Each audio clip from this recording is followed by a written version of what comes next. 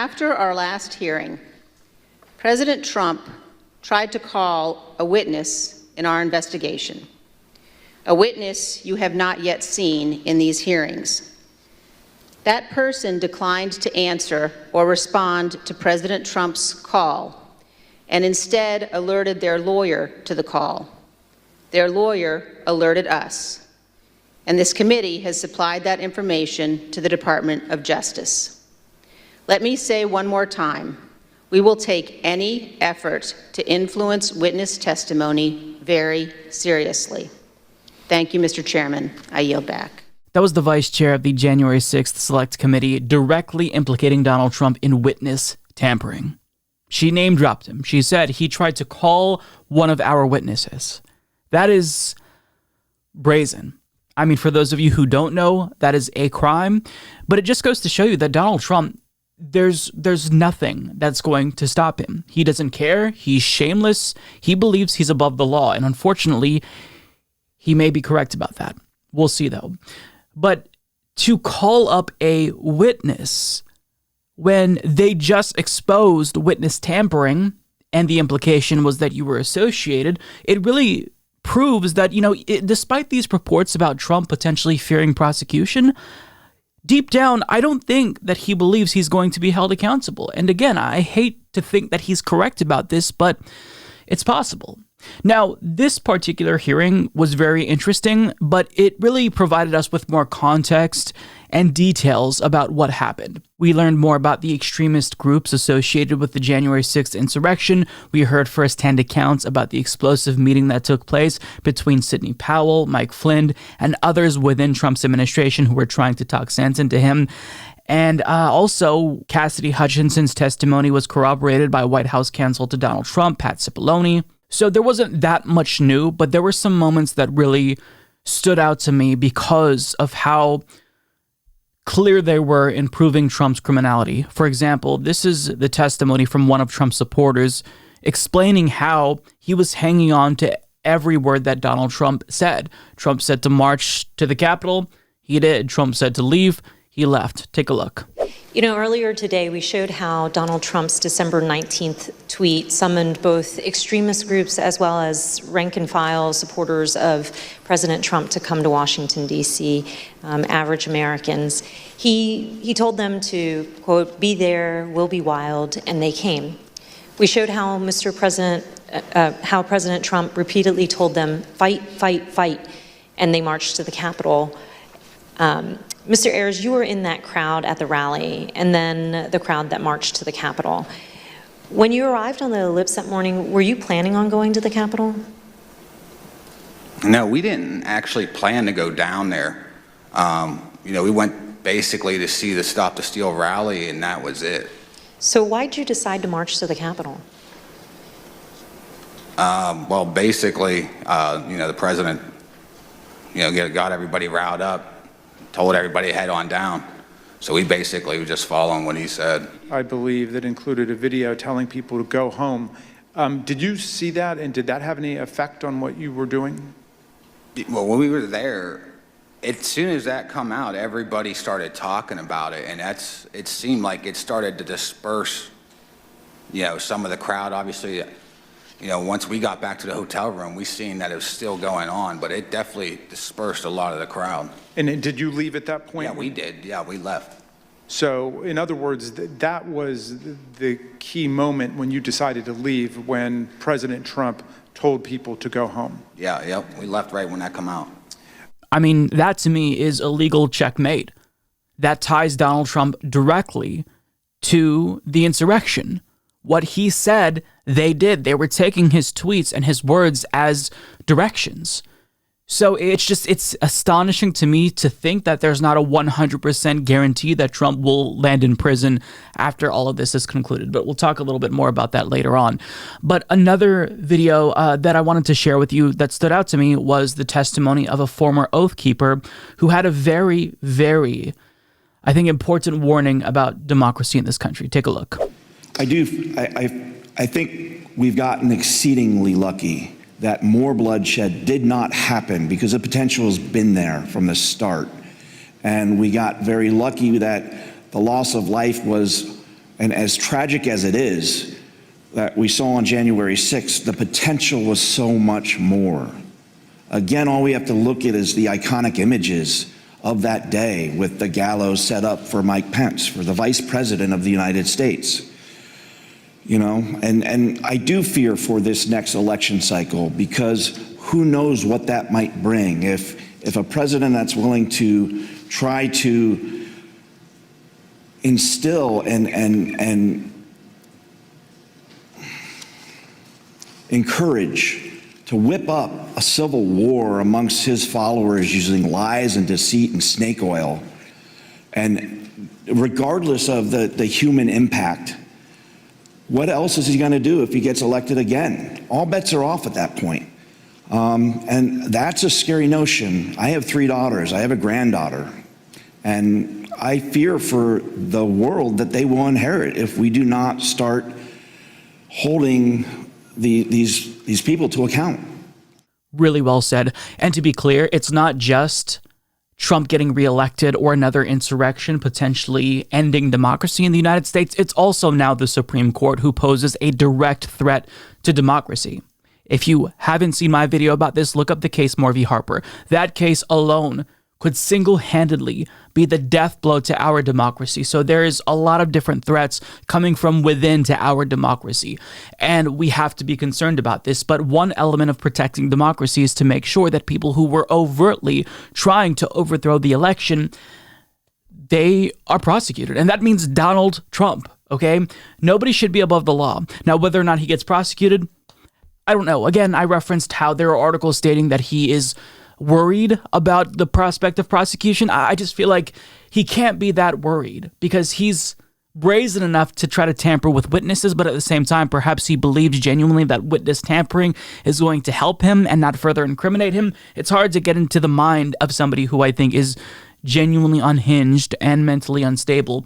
But regardless, Jamie Raskin's closing statement was, I think, one of the most important moments from this particular hearing because of the ways that he contextualized this moment and democracy itself from a political science perspective, which is something that we don't often hear from members of Congress, but what they say matters. But take a look at what Jamie Raskin said. It's worth playing his comments here at length. You're not going to see all of it. I try to edit out some of it just so that way it's not as long. But what he says here, very, very crucial for every American to hear.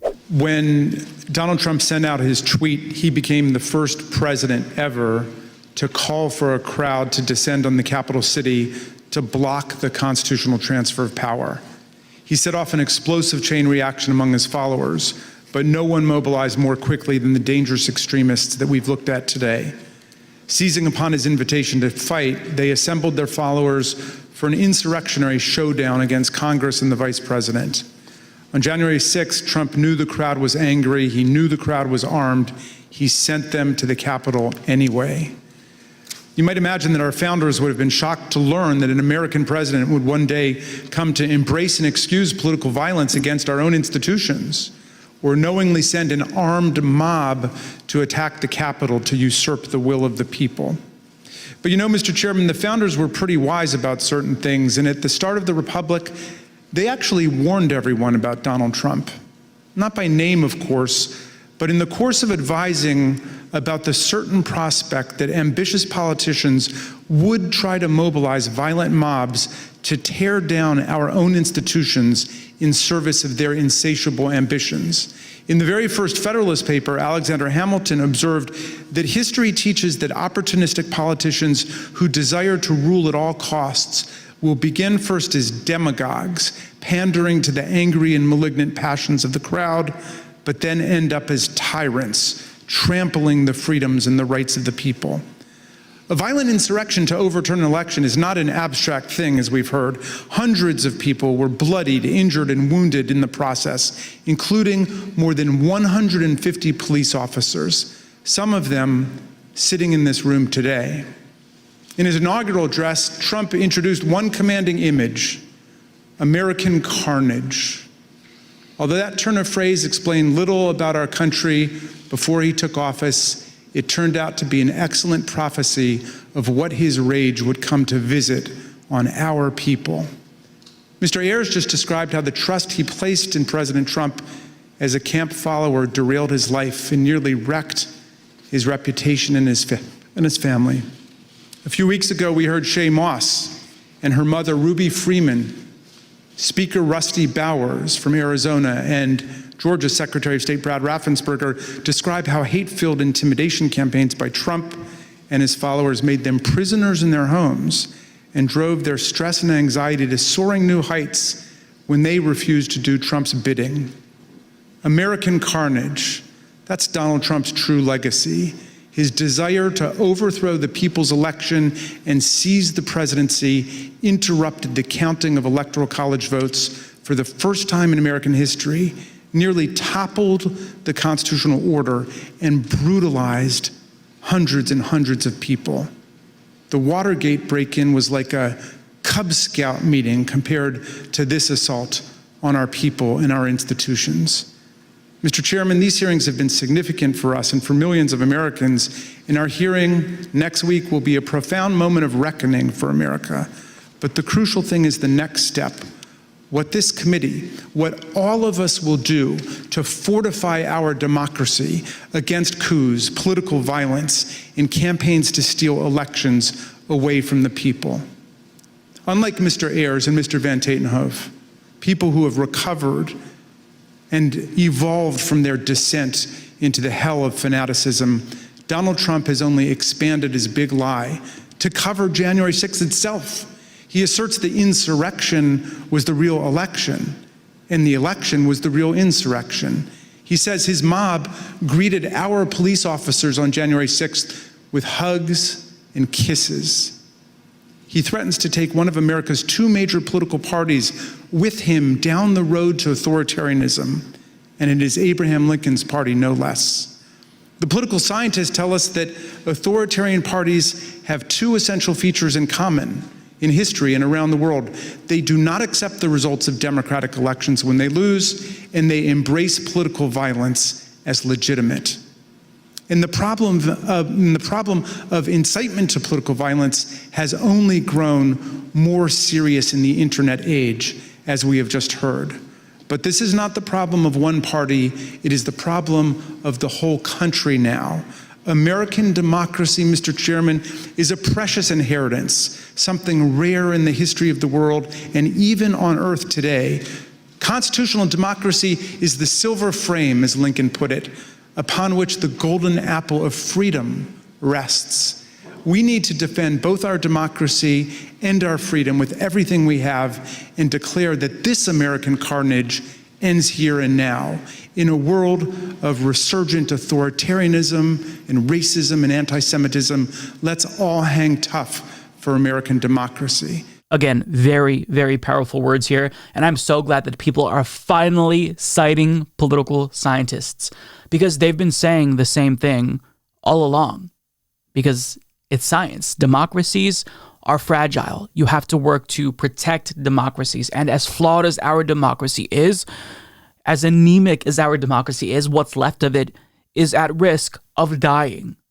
I mean, every single democracy in the world has a shelf life. Empirically, this is a factual statement. This is what political scientists have pointed out. So just because everyone alive in the United States today have only known democracy doesn't mean that that is always going to be our system of governance. I mean, people like Donald Trump, people like Ron DeSantis, the Supreme Court have worked to undermine our democracy. And it's not just them, individuals like George W. Bush, the Democratic Party in some instances, stopping members of the Green Party from getting ballot access. This is all a threat to democracy. And if we don't protect our democracy, if we don't abide by the institutions that reinforce our democracy, if we don't further consolidate democracy, it dies.